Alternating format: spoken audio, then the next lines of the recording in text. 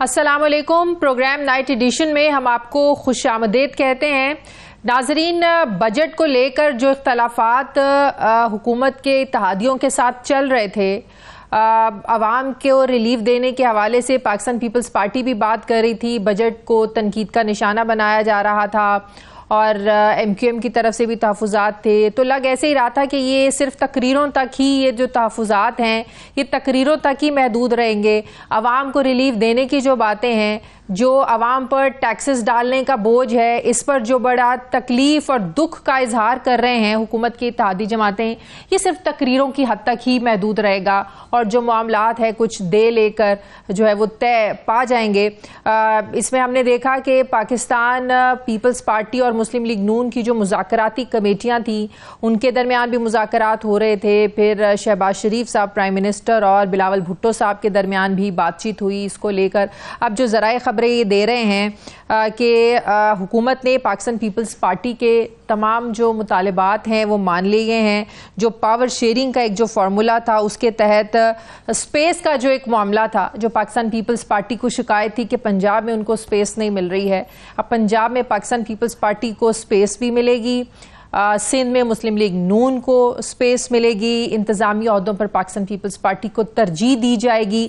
तो ऐसे में जो सवाल उठ रहे थे कि बजट पे वोट देंगे नहीं देंगे, इत्तेहाद कायम रहेगा नहीं रहेगा, जब ये सवालात उठ रहे थे तो नून लीग के बड़े अहम रहनुमा, जिनके पास बड़ी ज़बरदस्त इंफॉर्मेशन होती है, जिनको इंफॉर्मेशन जो है वो बड़ी बड़ी हेडलाइंस बनाती हैं, मियां जावेद लतीफ़ साहब, उन्होंने कहा था कि जब तक ये असम्बली रहेगी कोई इत्तेहादी इधर उधर नहीं होगा।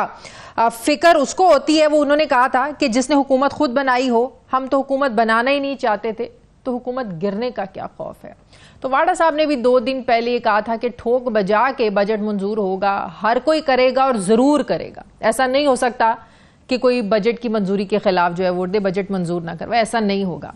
तो अब जब ये मुज़ाकरात कामयाब हो रहे हैं, उस तरफ जा रहे हैं, तो लग रहा है कि जावेद लतीफ़ साहब की जो बात है वो दुरुस्त होती हुई नज़र आ रही है कि जिन्होंने हुकूमत खुद नहीं बनाई उनको गिरने का क्या खौफ हो, जिन्होंने इत्तेहाद बनवाए हैं फिर लेकर भी वो चलेंगे और असम्बली तब तक कायम रहेगी जब तक बनाने वाले चाहेंगे। तो बड़ी ज़बरदस्त उनकी ये बात लगी।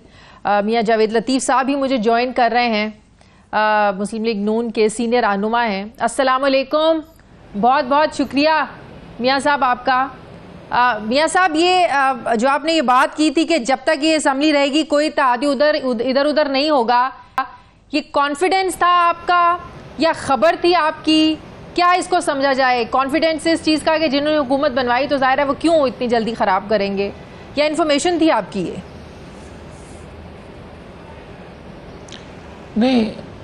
नहीं, इसको इन्फॉर्मेशन ना कहें। एक जो मेरा तजर्बा है, मैं उस बुनियाद पे ये बात कहता हूँ और कह भी रहा हूँ कि देखें, एक जो अरेंजमेंट था 8 फरवरी के बाद, क्या इत्तेहादी जो हैं सबके इल्म में नहीं था कि हमारे बर्तन में है क्या और उसी को तकसीम करना है आपने?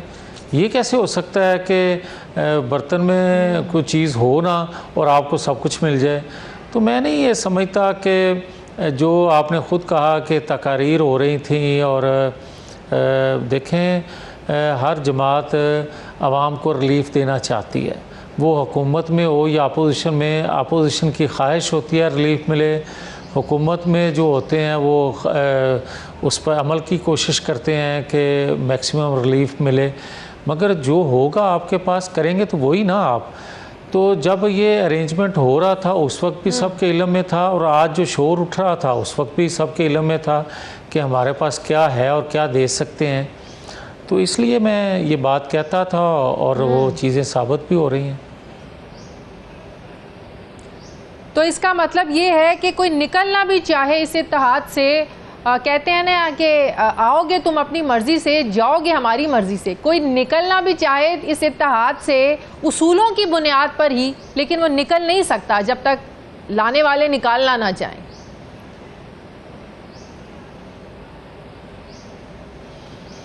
नहीं, ये कहना शायद मुनासिब नहीं है।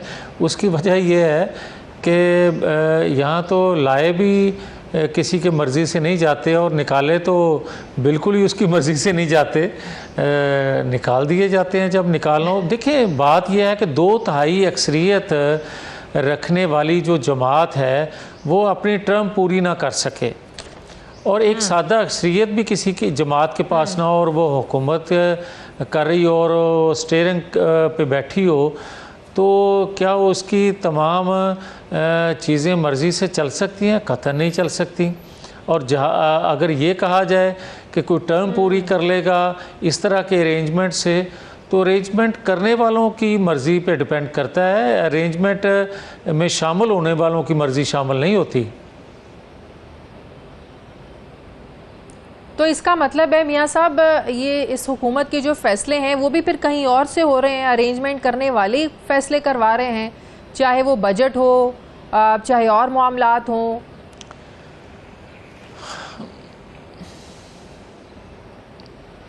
देखें, ये तो आप हुकूमत की बात कर रही हैं ना।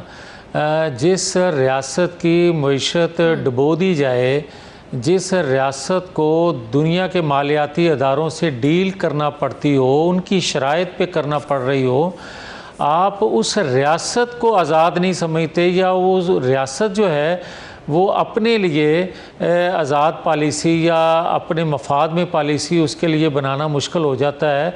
तो एक हुकूमत क्या बेच रही है उसका अंदाज़ा किया जाना चाहिए। तो इसका मतलब जो कुर्बानी दी है, जो पीडीएम की हुकूमत लेना नहीं चाहते थे, फिर भी इन्होंने कहा हम रियासत बचाने के लिए सियासत कुर्बान करेंगे, तो उस कुर्बानी का कोई फ़ायदा नहीं हुआ आपको लगता है?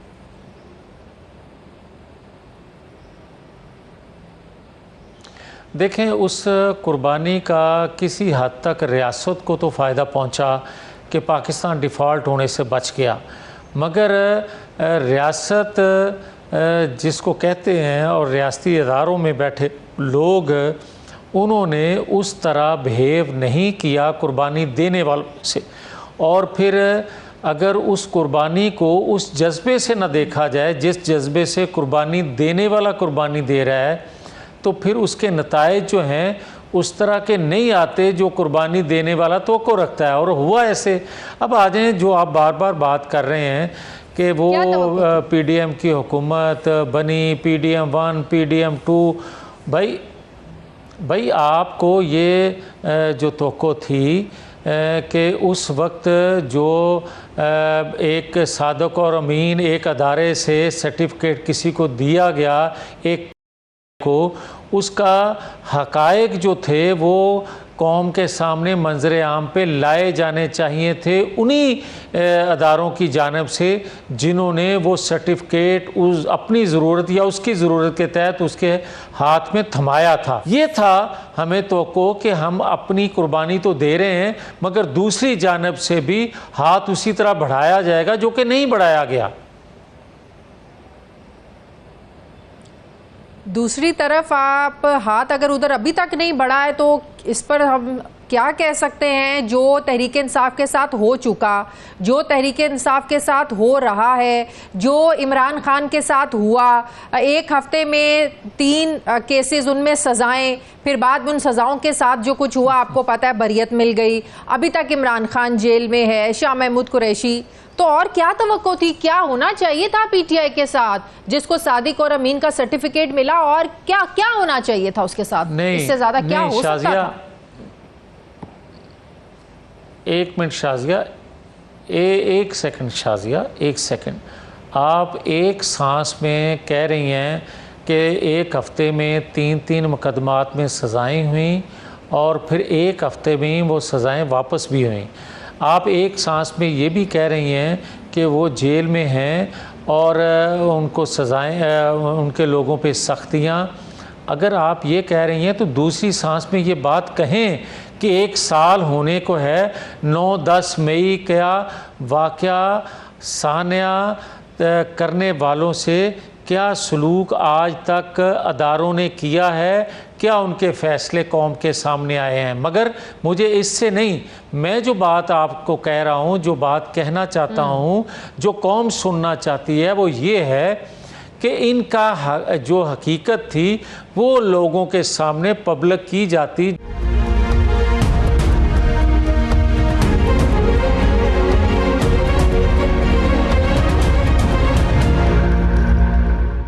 मियां साहब, 9 मई को लेकर हमारी जो अस्करी क़यादत है, इवन के पीटीआई भी ये बात कहती है, अस्करी क़यादत भी यकसू है कि जो इन्वॉल्व हैं कोई माफ़ी नहीं है, उनको सज़ाएं मिलेंगी और हर सूरत मिलेंगी और मिलनी चाहिए, बिल्कुल मिलनी चाहिए। लेकिन इसमें पीटीआई अब क्या करे जब अदालतों ने फैसले करने हैं, अदालतों ने सारे मामलात देखने हैं, तो इसमें फिर पीटीआई क्या करे? उनका क्या कसूर है? आपने जो मुलव्विस है उसको कैफरे किरदार तक पहुंचाएं, पीटीआई ने तो फैसले नहीं करने।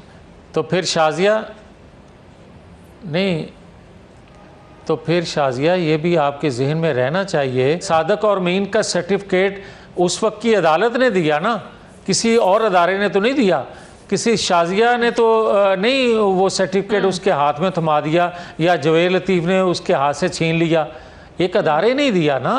और एक अदारे ने ही जिस शख्स ने वो सर्टिफिकेट दिया और जब वो रिटायर हुआ तो उसने कहा कि मैंने उसको मुकम्मल सादक और अमीन नहीं कहा था सादक और अमीन मुकम्मल नहीं तो मुख्तसर था।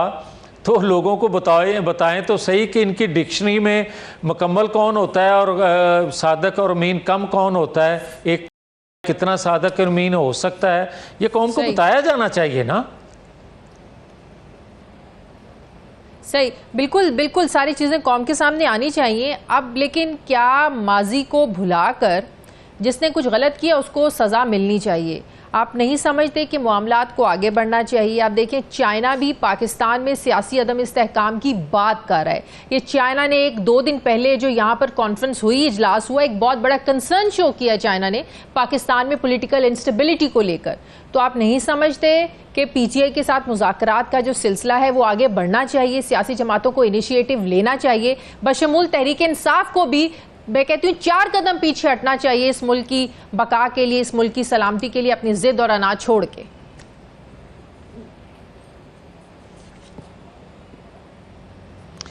शाजिया, मुझे एक बात की समझ नहीं आती, जब इस तरह का सवाल किया जाता है ना, तो मुझे ये बताएं 2013 की जो हुकूमत इंतखाबात के नतीजे में हुकूमत बनी थी, उसने तो जुडिशल कमीशन बना दिया था कि धांधली हुई है या नहीं हुई। ये पाकिस्तान की हिस्ट्री में पहली दफ़ा हुआ था। उसके बावजूद 2014 में धरना क्यों दिया गया था? और फिर जो अदम इस्तेहकाम की बात की जाती है, वो धरना चीन का सदर जो था पाकिस्तान के अंदर आ रहा था तो उसके रास्ते में दिया गया था, आपको याद होगा। तो फिर अदम इस्तेहकाम कब से शुरू हुआ है और किस लिए शुरू हुआ है और किस इन्वेस्टमेंट को रोकने के लिए शुरू किया गया है? और आज भी जो कंसर्न शो कर रहे हैं पाकिस्तान के अंदर सियासी अदम इस्तेहकाम का, बात वो ठीक कर रहे हैं कि आप मुझे ये बताएं कि 4 साल उनकी हुकूमत रही और जो उन्होंने इन्वेस्टमेंट फिर की थी, उस इन्वेस्टमेंट को किस तरह ब्रेक किया गया और किन की ख्वाहिश पे ब्रेक किया गया। और फिर उनके 4 साल दौरे इक़्तिदार में चीन के लोगों पे कितने हमले हुए और कितने चीन के यहाँ रहने वाले अदमे तहफ़्फ़ुज़ का शिकार रहे। ये सारी दुनिया के सामने है चीज़ें। और ये अदम इस्तेहकाम का या अदम सियासी इस्तेहकाम का जिक्र करने वाले कोई बात गलत नहीं कह रहे। सही। अभी जो मौलाना साहब और जो अपोजिशन मिलकर एक तहरीक चलाने जा रहे हैं, मौलाना साहब की भी बातचीत चल रही है तहरीक इंसाफ से, कोई हुकूमत को इस चीज़ की कोई टेंशन है या नहीं, या फिर वही बात के जो जिनका अरेंजमेंट है ये उन्हीं की सरदर्द है, वो जाने और उनका एहतजाज जाने, हुकूमत की कोई टेंशन नहीं है, हुकूमत को कोई मसला नहीं है? नहीं शाजिया, नहीं, इससे मेरा इख्तलाफ है आपकी इस बात से। मैं इस पे मेरा मौक़िफ़ बिल्कुल मुख्तलिफ है। जितनी सियासी जमातें हैं, ख़ास तौर पर बलूचिस्तान की, ख़ास तौर पर अंदरून सिंध की, ख़ास तौर पर खैबर पख्तूनख्वा वो पोर्शन जो फाटा कहलाता था, इनके तहफ़्फ़ुज़ात जो हैं, इनकी महरूमियाँ जो हैं, उनको ड्रेस करना हर वक्त की हुकूमत की ज़िम्मेदारी बल्कि उसकी अव्वलीन तरजीह होनी चाहिए ताकि वफाक कायम रहे, ताकि वफाक मजबूत हो। और आज जो वो कंसर्न शो कर रहे हैं, मास सवाए जो इक़्तिदार की लज्जत ले रहे हैं, उनके अलावा जो खैबर पख्तूनख्वा में हुकूमत बना के बैठे हुए हैं, मैं उनके अलावा बात कर रहा हूँ। उनके अलावा क्यों कह रहा हूँ? इसलिए कि भाई आप तो वो माहौल ही पैदा नहीं कर रहे कि जिसमें सियासी जमातें मिलके बैठें, आप तो वो माहौल ही नहीं बना रहे, आप तो वो बात ही नहीं कर रहे जिसका कोई हल हो। आप मुझे ये बताएं, अगर कोई ये कहेगा कि भाई फॉर्म 47 की आई हुई हुकूमत जो है उससे बात नहीं करेंगे, तो फिर हम ये कहेंगे ना कि 2018 की जो RTS बैठा के हुकूमत बनाई गई थी, हम तो उस वक्त भी उससे बात करते थे कि आए मिसाके मईशत करें, आए पाकिस्तान को आगे बढ़ाने के लिए बैठ के बात करें। और अगर आप ये समझते हैं कि फॉर्म 45 की 7 की हुकूमत से बात नहीं करना या इसको ख़त्म करना है, तो RTS बैठा के 4 साल की गई हुकूमत जो बनाई गई थी और फॉर्म 47 की जो हुकूमत है वो 4 माह में भी आप कह रहे हैं कि ये इसको चलता करें। फिर आप ज़रा मुआजना या अपने गिरेबान में झांक के देखें जरूर कि आपने क्या किया और कैसा मुतालबा आप कर रहे हैं। 47 की जो हुकूमत है, मियां जावेद लतीफ़ साहब, 2 रोज़ पहले ज़ुबैर साहब ने जो इंकशाफात किए लंदन प्लान को लेकर और नवाज शरीफ साहब की जनरल बाजवा से मुलाकातों को लेकर, और ये सब कुछ उसी का नतीजा है। उनकी बातों से तो ये लग रहा था कि ज़ुबैर साहब को ये बकौल उनके कहा गया कि इन मुलाकातों का किसी को पता नहीं चलना चाहिए, शहबाज शरीफ साहब को भी नहीं पता चलना चाहिए। तो ये सब जो अरेंजमेंट था ये फिर उन मुलाकातों का ही नतीजा था जो ज़ुबैर साहब बातें कर रहे हैं। नहीं, देखें, मैं एक बात कह दूं और बड़ा क्लियर इस पे हूँ मैं कि 2017 में जब एक फ़ैसला दिलवा के और देने वालों ने निकाल दिया नवाज शरीफ को प्राइम मिनिस्टर हाउस से, उसके बाद से आज तक बाजवा साहब हों या फैज़ साहब हों, उनसे नवाज शरीफ की कोई मुलाकात नहीं हुई। ये मैं ज़िम्मेदारी से कह रहा हूँ। अब कोई ज़ुबैर उमर से क्योंकि मेरा अच्छा तल्लुक़ है रहा है, तो मैं इससे आगे उसके बारे में नहीं कहना चाहता। मैं कहता हूँ फिर भी ज़िम्मेदारी से बात करनी चाहिए। ठीक है, जमातों के अंदर बंदे होते हैं, छोड़ देते हैं, आ जाते हैं, चले जाते हैं, मगर कोई बातें कम अज़ कम दयानतदारी से भी कहनी चाहिए। ठीक है, बहुत बहुत शुक्रिया। मुस्लिम लीग नून के सीनियर रहनुमा मियां जावेद मेरे साथ है, बहुत शुक्रिया आपका। मुझे ब्रेक लेने नाज़रीन वापस आते हैं वक्फे के बाद।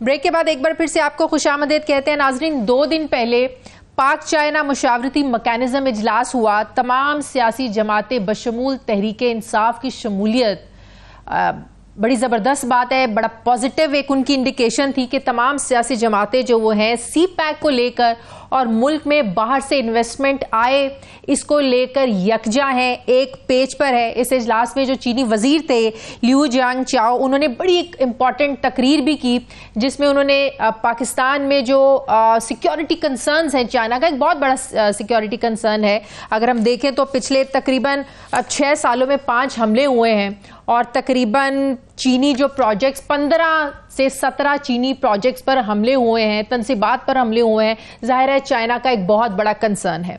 और फिर चाइना ने पाकिस्तान में जो एक पॉलिटिकल इंस्टेबिलिटी है इस पर भी जाहिर है अपने उन्होंने कंसर्न शो किए हैं। जब बाहर से किसी ने पाकिस्तान में इन्वेस्टमेंट करनी है तो उसका एक बहुत बड़ा कंसर्न होगा कि जिस मुल्क में हम इन्वेस्टमेंट करने जा रहे हैं, कोई प्रोजेक्ट शुरू करने जा रहे हैं, वहां पर कितनी पॉलिटिकल स्टेबिलिटी है, ताकि ऐसा नहीं है एक पार्टी का मुंह उधर हो दूसरी का उधर हो और प्रोजेक्ट जाहिर है उसका कोई फायदा ही ना हो और मुल्क में धरने चल रहे हों, तहरीकें चल रही हों, एहतजाज चल रहे हों। इस तरह जाहिर है हर मुल्क फिर हिचकिचाता है। दूसरी तरफ हम देखेंगे कि एक ब्रिक्स, एक मैंने भी अब पिछले 2-3 दिन में बड़ा इसको पढ़ रही हूं, एक ऐसा प्लेटफॉर्म है जिससे ये लग रहा है कि एक ऑल्टरनेट वर्ल्ड ऑर्डर की एक बुनियाद रखी जा रही है, एक नई दुनिया उभर कर सामने आ रही है। BRICS, Brazil, Russia, India, China 2001 तक तो ये थे, बाद में 2010 में इसमें साउथ अफ्रीका भी शामिल हुआ। अब तकरीबन 29 ममालिक की दरखास्तें हैं कि उन्हें भी इस प्लेटफॉर्म में शामिल किया जाए। पाकिस्तान भी उस क्यू लिस्ट में खड़ा है और हमारे सीनियर सियासतदान सेनेटर मुशाहिद हुसैन सैयद साहब पहले पाकिस्तानी हैं जिन्होंने ब्रिक्स फोरम से ये चंद रोज पहले खिताब किया। बड़ी इंपॉर्टेंट उन्होंने बातें की। इस ग्रुप का जो मकसद है, मैं बिल्कुल शॉर्टली आप लोगों को बता दूं, वो ये है कि तिजारती और जो मालियाती एक्सचेंज है, तबादला, इसमें जो कौमी करेंसी है इसका इस्तेमाल बढ़ाएं, और जो एक मगरिब दुनिया की डोमिनेंसी है डॉलर की, इसको कम किया जाए, और जो अमेरिका सब पे धाड़ता है शेर की तरह, इसको जरा कम किया जा सके। तो बड़ा जबरदस्त ये प्लेटफॉर्म है। ये कितना कामयाब हो सकता है, अमेरिका के लिए कितना बड़ा थ्रेट है, इसी पर मैं बात करूंगी। मुझे इस्लामाबाद स्टूडियो में ज्वाइन कर रहे हैं सीनियर सियासतदान सेनेटर मुशाहिद हुसैन सैयद साहब। अस्सलाम वालेकुम। अस्सलाम वालेकुम। Thank you very much, it's my pleasure. मुझे प्रोग्राम में आके बड़ा मजा आता है क्योंकि बड़ा मालूमाती प्रोग्राम है। Thank you so much, thank you once again. Sir, सबसे पहले पाक चाइना जो मुशावरती मैकेनिज्म इजलास हुआ, कितना इंपॉर्टेंट था? एक पॉजिटिव ये बात तो है कि सी पैक को लेकर एक पॉजिटिव एक इंडिकेशन मिल रही है, तमाम सियासी जमातें इस पर एक पेज पर हैं।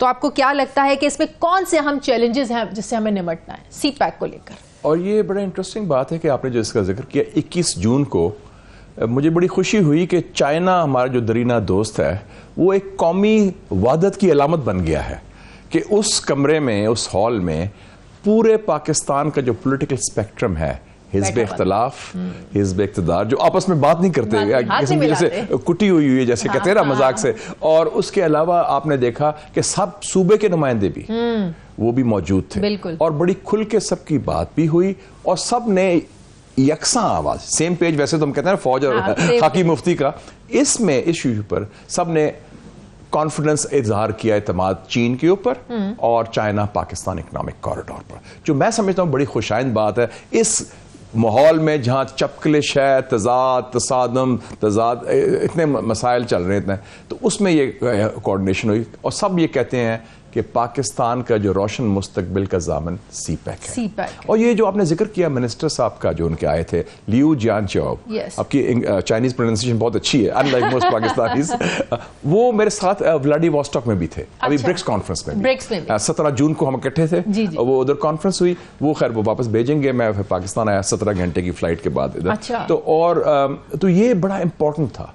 चाइनीज को भी एक इत्मीनान मिला, लेकिन चाइना भी आपका जो दोस्त है, उन्होंने भी आप खुल के अपने दिल की बातें कर दी, सिक्योरिटी को भी लेकर और पॉलिटिकल इंस्टेबिलिटी को भी लेकर। आपने जिक्र किया पिछले 5 सालों में 17 चाइनीज मारे गए, जिसमें 2 खवातीन भी हैं, एक प्रोफेसर कराची के, और अभी जो वाकया इंजीनियर्स का हुआ था मार्च में, और 13 पाकिस्तानी भी उसमें मारे गए थे बेचारे। तो इस हवाले से ये बड़ी सीरियस बात है, और वो चाइनीज को कंसर्न जायज़ है, सिर्फ चाइना का नहीं है, अरब इन्वेस्टर्स भी आएंगे, अमेरिकन भी अगर हों, मगरब के भी हों, अगर आपको अपनी ज़ाती जान और माल पर ख़तरा है तो फिर तो मुश्किल हो जाएगा। और दूसरा जो मैसेज दिया, चाइनीज़ नॉर्मली मुदाखलत नहीं करते, लेकिन एक मुखलिस दोस्त के नाते वो मशवरा तो दे देते हैं, और उन्होंने मशवरा ये दिया। और ये बात पिछले साल मैं चाइना गया था, शायद आपके प्रोग्राम में मैंने जिक्र भी किया था कि चाइनीज़ ने ये बात की, मैंने नाम नहीं लिया था, कि चाइनीज़ क़यादत ने कहा कि अपने लोगों को समझाएं, यानी सियासी कायदीन को, हीलिंग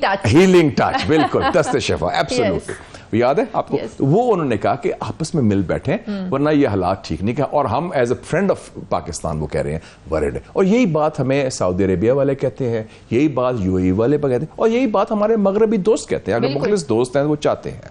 तो ये ओवरऑल मैं समझता हूँ कि the glass is half full, positive बात है, लेकिन अब the ball is in our court कि पाकिस्तानी क़यादत वो किस तरह हैंडल करती, चाहे हिज़्ब इख्तिलाफ हो या हिज़्ब इक़्तिदार हो, दोनों में जिम्मेदारी है इसमें। अच्छा, सी पैक को लेकर इसमें मैं करते हैं, सी पैक को लेकर एक और बड़ा एक चैलेंज हम देखते हैं, ब्यूरोक्रेसी, जो फीते का जो मसला नहीं होता, ये बहुत बड़ा चैलेंज है, बहुत बड़ा चैलेंज होता है। आपकी bureaucracy is very powerful. Yes, ministers तो सिर्फ रबर स्टैंप होते हैं, मैं खुद मिनिस्टर रहा हूं, खैर हमारे जमाने में तो हम स्ट्रॉन्ग मिनिस्टर्स थे, लेकिन आजकल ढीले ढाले मिनिस्टर्स हैं, जो ब्यूरोक्रेट्स कहते हैं वो करते हैं। तो वो लाल फीता इतना लंबा हो गया है, इतना मजबूत हो गया, उसको काटना ही मुश्किल है।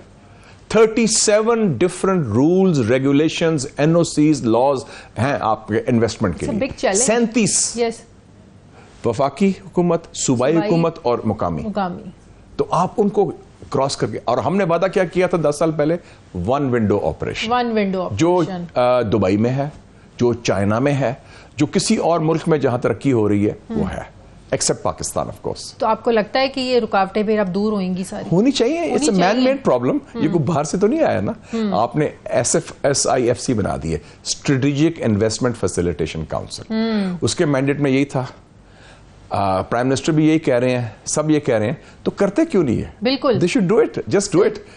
आपको याद है कि जो प्राइम मिनिस्टर ने दौरा किया, आर्मी चीफ भी उनके साथ थे, एक बड़ा एक नेगेटिव प्रोपेगेंडा भी हमें देखने को मिला सोशल मीडिया पर भी, वैसे भी वो सिर्फ एक प्रोपेगेंडा था, बेबुनियाद था, एब्सोल्यूट नॉनसेंस। ये बहुत कामयाब दौरा था, बड़ा अहम दौरा था, और मैं ये इस हद तक कहूंगा तारीखी दौरा था। और मैं चाइना के बारे में कुछ जानता हूं बाकी लोगों से ज्यादा शायद। उसमें जो आर्मी चीफ की प्रेजेंस बड़ी इंपॉर्टेंट, बहुत इंपॉर्टेंट।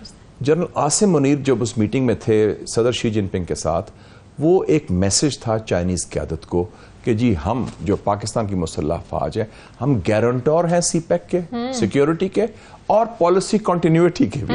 पॉलिसी कंटिन्यूटी, ये नहीं कि ये 2 महीने 6 महीने साल के बाद तब्दील हो जाएगा सर।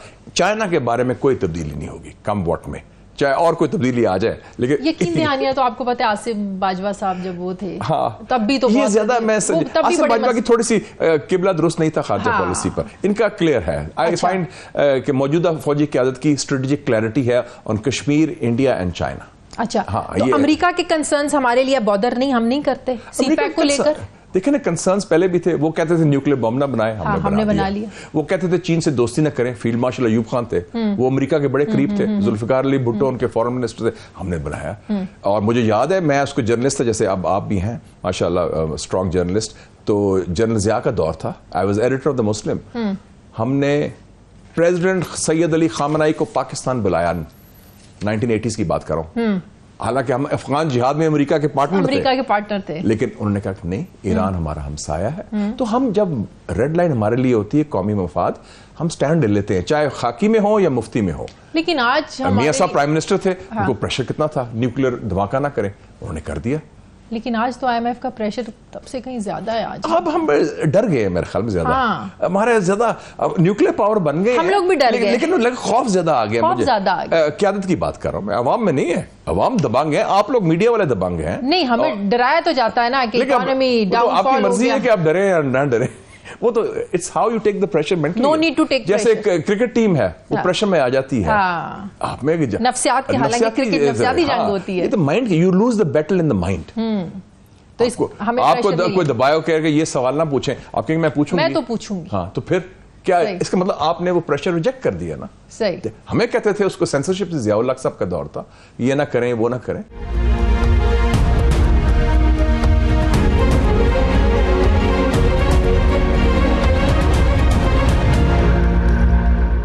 ये SCO शंघाई कोऑपरेशन ऑर्गेनाइजेशन उससे बड़ा है, ये उससे बड़ा है। अच्छा, शंघाई कोऑपरेशन ऑर्गेनाइजेशन है इस खित्ते के लिए।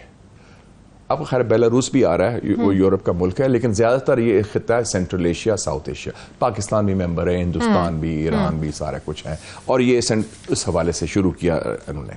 और 3 जुलाई को उनकी मीटिंग भी हो रही है कजाकिस्तान में, हेड्स ऑफ स्टेट। ब्रिक्स जो है ना, इट इंक्लूड्स साउथ अफ्रीका, आपने मेंशन, अब इजिप्ट भी आ गया है, Saudi Arabia, Iran, UAE, Ethiopia, Brazil. आप देखें ना कितना बड़ा उसका दायरा वसी हो।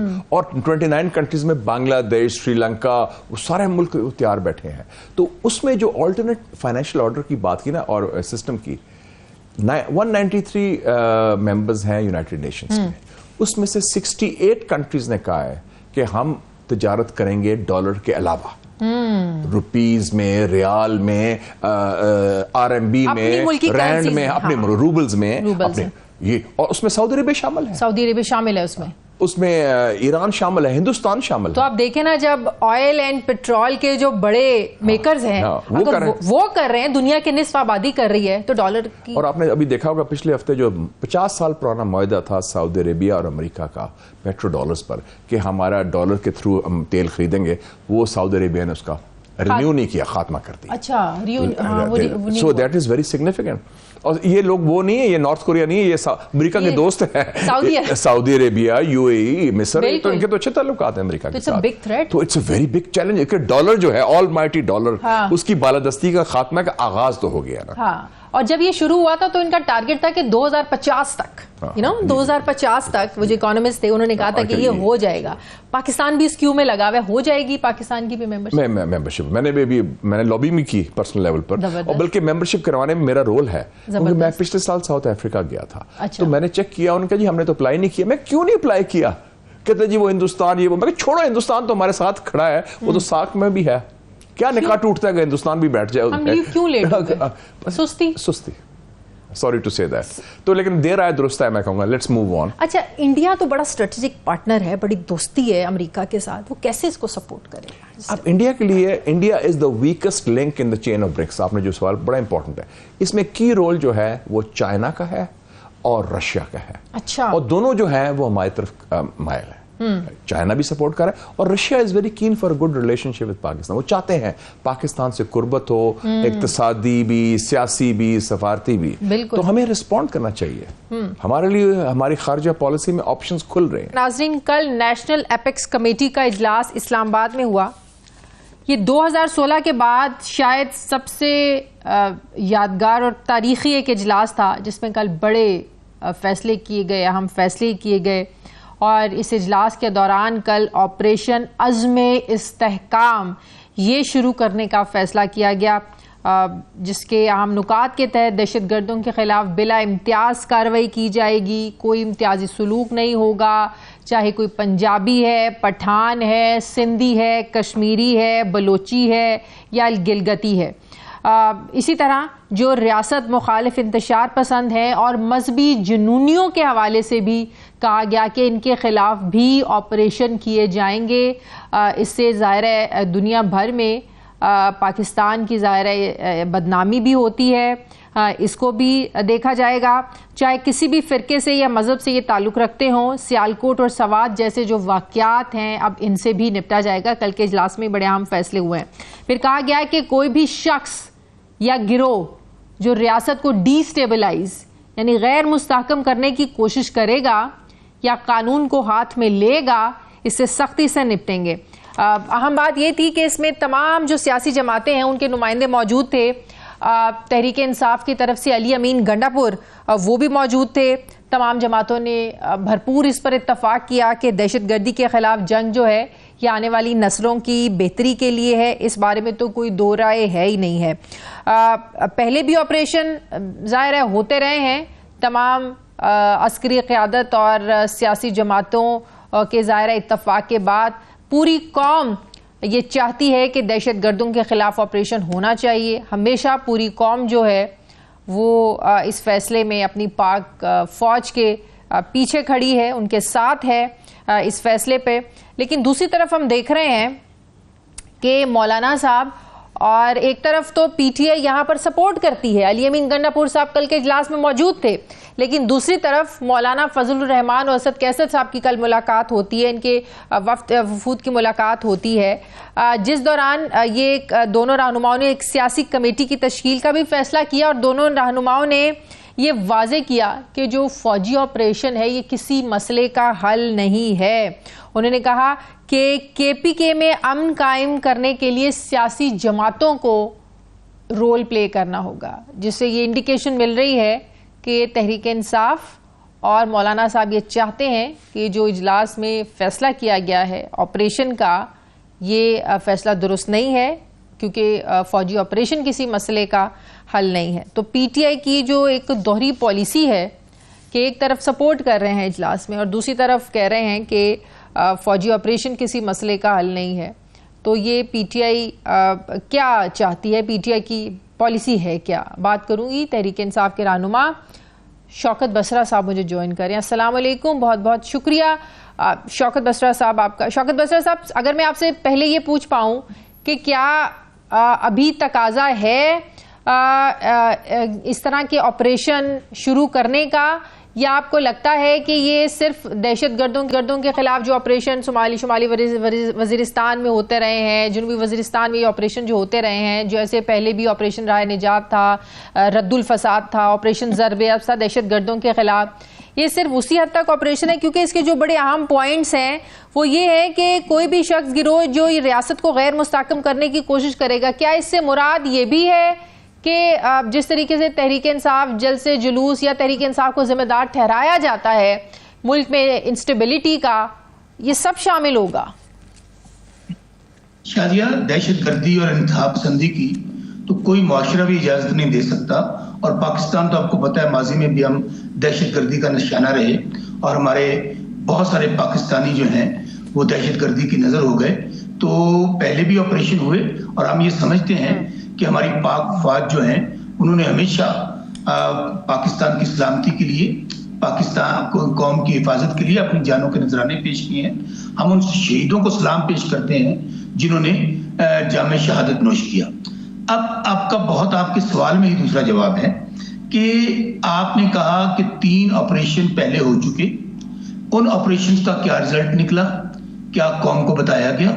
दूसरी बात, आप ये देखिए कि फोरम नेशनल असेंबली, पहले ही आपको पता है कि वहां पर कोई अवाम के नुमाइंदे नहीं बैठे और एथिक्स कमेटी के अंदर कौन लोग हैं? शहबाज शरीफ, ख्वाजा आसिफ वजीर दिफा या और ये तमाम वो लोग हैं जो अवाम की नुमाइंदगी नहीं करते, जो तमाम के तमाम लोग वो हैं जिनको अवाम ने मुस्तरद कर दिया है।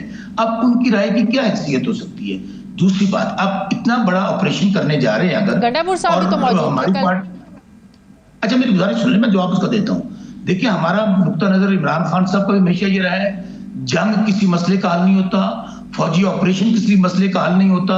यहाँ पर तमाम जो स्टेक होल्डर्स हैं वहां पर पहले तो डायलॉग ओपन होना चाहिए और ऑल ऑफ सडन आप एक फैसला ले लेते हैं।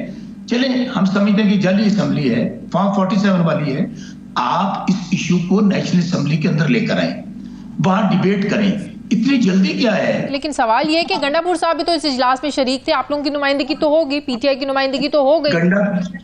नहीं, देखिए, गंडापुर साहब एक चीफ मिनिस्टर हैं एक सूबे के, वो एपेक्स कमेटी के, जो एपेक्स कमेटी है उसके मेंबर तमाम चीफ मिनिस्टर्स होते हैं और प्राइम मिनिस्टर भी होते हैं, बिल्कुल वहां पे मौजूद थे। अब हमारा मौक़िफ़ तो बड़ा सीधा है, आपने कहा कि मंजूरी हो जाएगी, भाई जो चीज पाकिस्तान के इंटरेस्ट में होगी, इमरान खान और तहरीक इंसाफ इस वक्त पाकिस्तान के 90% लोगों को रिप्रेजेंट करते हैं, हम क्यों नहीं उसकी अप्रूवल देंगे? लेकिन अभी आप देखिए, आपने अपने इंट्रो में एक बात और कही कि यहाँ पे जो तहरीक इंसाफ है शायद उनके खिलाफ ऑपरेशन होने जा रहा है, बहुत सारे लोगों को शुक व शुबहात है। उसकी वजह ये जो कुछ अभी तक 9 मई के बाद हुआ है पाकिस्तान में, भाई कुछ क्लैरिटी नहीं है, कुछ समझ में नहीं आ रही है कि किस किस्म का ऑपरेशन होगा।